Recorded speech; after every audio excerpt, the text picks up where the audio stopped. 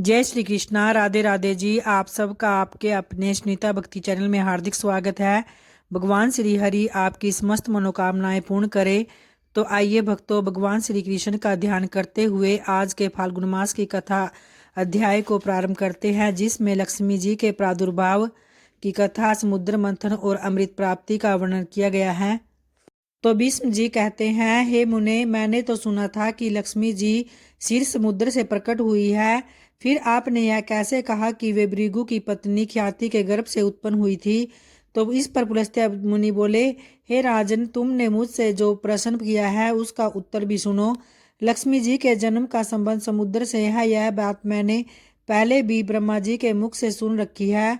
तो एक समय की बात है, दैत्यों और दानव ने बड़ी भारी सेना लेकर देवताओं पर चढ़ाई कर दी और उस युद्ध में दैत्यों के सामने देवता परास्त हो गए। तब इंद्र आदि संपूर्ण देवता अग्नि को आगे करके ब्रह्मा जी की शरण में गए और वहां उन्होंने अपना सारा हाल ठीक ठाक कह सुनाया। फिर ब्रह्मा जी ने कहा, तुम लोग मेरे साथ भगवान की शरण में चलो। तो यह कहकर वे संपूर्ण देवताओं को साथ लेकर क्षीरसागर के उत्तर तट पर गए और भगवान वासुदेव को संबोधित करके बोले, हे विष्णु, शीघ्र उठिए और इन देवताओं का कल्याण कीजिए।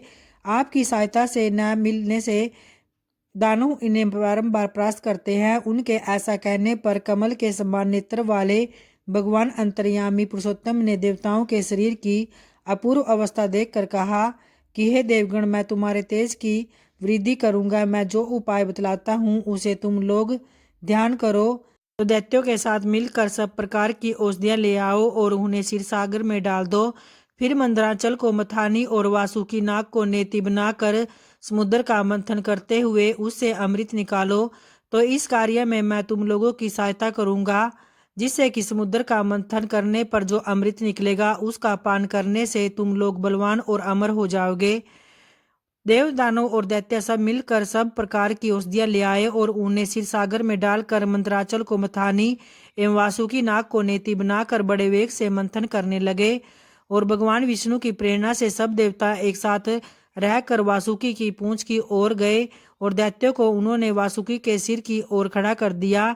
तो भीष्म जी कहते हैं, वासुकी के मुख की सांस तथा विषाग्नि से झुलस जाने के कारण सब दैत्य निस्तेज हो गए और क्षीर सागर समुद्र के बीच में ब्रह्मवेताओं में श्रेष्ठ भगवान ब्रह्मा तथा महातेजस्वी महादेव जी कच्छप रूपधारी श्री विष्णु भगवान की पीठ पर खड़े होकर अपनी भुजाओं से कमल की भांति मंदराचल को पकड़े हुए थे तथा स्वयं भगवान श्री हरि कुर्म रूप धारण करके क्षीर सागर के भीतर देवताओं और दैत्यों के बीच में स्थित थे। वे मंदराचल को अपनी पीठ पर लिए डूबने से बचाते थे। तदनंतर जब देवताओं और दानवों ने क्षीर समुद्र का मंथन आरंभ किया तो पहले पहल उससे देव पूजित सुरभि कामधेनु का आविर्भाव हुआ, जो हविष्य घी दूध की उत्पत्ति का स्थान मानी गई है। तत्पश्चात वारुणी मदिरा देवी प्रकट हुई, जिसके मद भरे नेत्र घूम रहे थे और वह पग पग पर लड़खड़ाती चलती जा रही थी।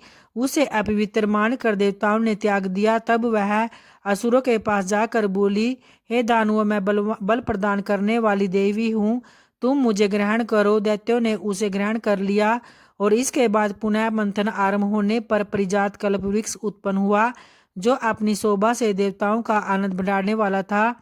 उसके बाद 60 करोड़ अप्सराएं प्रकट हुई, जो देवता और दानवों की सामान्य रूप से भोग्य थी। जो लोग पुण्य कर्म करके देवलोक में जाते हैं उनका भी उनके ऊपर समान अधिकार होता है। तो अप्सराओं के बाद शीतल किरणों वाले चंद्रमा का प्रादुर्भाव हुआ, जो देवताओं को आनंद प्रदान करने वाले थे। और उन्हें भगवान शंकर ने अपने लिए मांगते हुए कहा, हे देवताओं, ये चंद्रमा मेरी जटाओं के आभूषण होंगे, अतः मैंने इन्हें ले लिया है। ब्रह्मा जी ने बहुत अच्छा कहकर शंकर जी की बात का अनुमोदन किया। तत्पश्चात कालकूट नामक भयंकर विष प्रकट हुआ, उससे देवता और दानव सबको बड़ी पीड़ा हुई। तब महादेव जी ने स्वेच्छा से उस विष को लेकर पी लिया और उसके पीने से उनके कंठ में काला दाग पड़ गया, जिससे कि तभी वे महेश्वर नीलकंठ कहलाने लगे।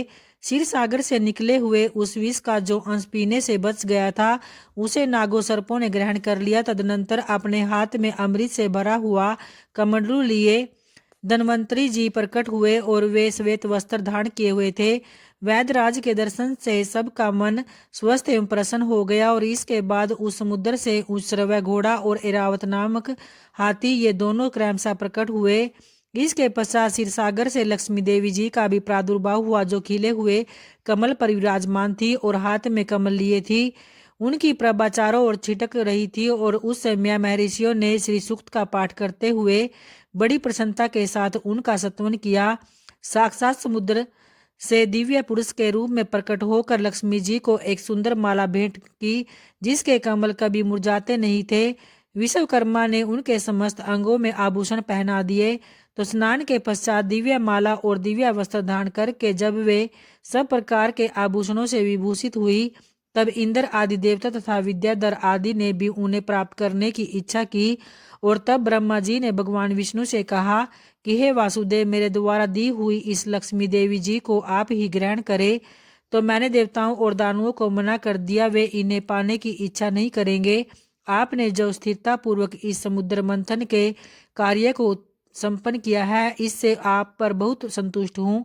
तो यूं कहकर ब्रह्मा जी लक्ष्मी जी से बोले कि हे देवी, तुम भगवान केशव के पास जाओ, मेरे दिए हुए पति को पाकर अनंत वर्षों तक आनंद का उपभोग करो। तो ब्रह्मा जी के ऐसा कहने पर लक्ष्मी जी समस्त देवताओं के देखते देखते श्री हरि के वक्षस्थल में चली गई और भगवान से बोली कि हे देव, आप कभी मेरा परित्याग न करें। संपूर्ण जगत के हे प्रियतम, मैं सदा आपके आदेश का पालन करती हुई आपके वक्षस्थल में निवास करूंगी। तो यह कहकर लक्ष्मी जी ने कृपापूर्ण दृष्टि से देवताओं की ओर देखा और इससे उन्हें बड़ी प्रसन्नता हुई। इधर लक्ष्मी से प्रत्यक्त होने पर दैत्यों को बड़ा उद्वेग हुआ, तो उन्होंने झटपट कर धन्वंतरी के हाथ से अमृत का पात्र छीन लिया। तब विष्णु ने माया से सुंदरी स्त्री का रूप धारण करके दैत्यों को लुभाया और उनके निकट जाकर कहा, यह अमृत का कमंडलू मुझे दे दो। उस त्रिभुवन सुंदरी रूपवती नारी को देखकर दैत्यों का चित्त काम के वशीभूत हो गया और उन्होंने चुपचाप वह अमृत उस सुंदरी के हाथ में से दे दिया और स्वयं उसका मुख ताकने लगे। दानवों से अमृत लेकर भगवान ने देवताओं को दे दिया और इंद्र आदि देवता तत्काल उस अमृत को पी गए। तो यह सब देख दैत्यगण बलि भांति के अस्त्र शस्त्र और तलवारें हाथ में लेकर देवताओं पर टूट पड़े, परंतु देवता अमृत पीकर बलवान हो चुके थे, तो उन्होंने दैत्य सेना को परास्त कर दिया। देवताओं की मार पड़ने पर दैत्यों ने भागकर चारों दिशाओं की शरण ली और कितने ही चाल में घुस गए। तब संपूर्ण देवता आनंद मगन होकर शंख चक्र और गदा धारण करने वाले भगवान श्री विष्णु को प्रणाम करके स्वर्गलोक को चले गए। तो तब से सूर्यदेव की प्रभा स्वच्छ हो गई और वे अपने मार्ग से चलने लगे।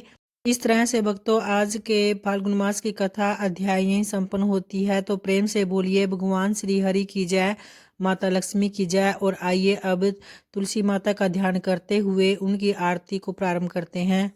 जय तुलसी माता मैया, जय तुलसी माता, सब जग की सुखदाता, सबकी वर माता मैया। जय तुलसी माता, सब योगों से ऊपर, सब रोगों से ऊपर, रज से रक्षा करके सबकी भवत्राता मैया। जय तुलसी माता, बटु पुत्री है श्यामा की, सुरवल्ली है ग्राम्या विष्णु प्रिया, जो नर तुमको सेवे सो नर तर जाता मैया। जय तुलसी माता, हरि के शीस विराजित, त्रिभुवन से हो वंदित, पतित जनों की तारणी तुम हो विख्याता मैया। जय तुलसी माता, लेकर जन्म विजन में आई, दिव्य भवन में मानव लोक तुम्ही से सुख संपत्ति पाता मैया। जय तुलसी माता, हरि को तुम अति प्यारी, श्याम वरण सुकुमारी, प्रेम अजब है उनका तुमसे कैसा नाता मैया। जय तुलसी माता, हमारी विपद हरो तुम कृपा करो माता, सब जग की सुखदाता, सबकी वर माता मैया। जय तुलसी माता मैया, जय तुलसी माता।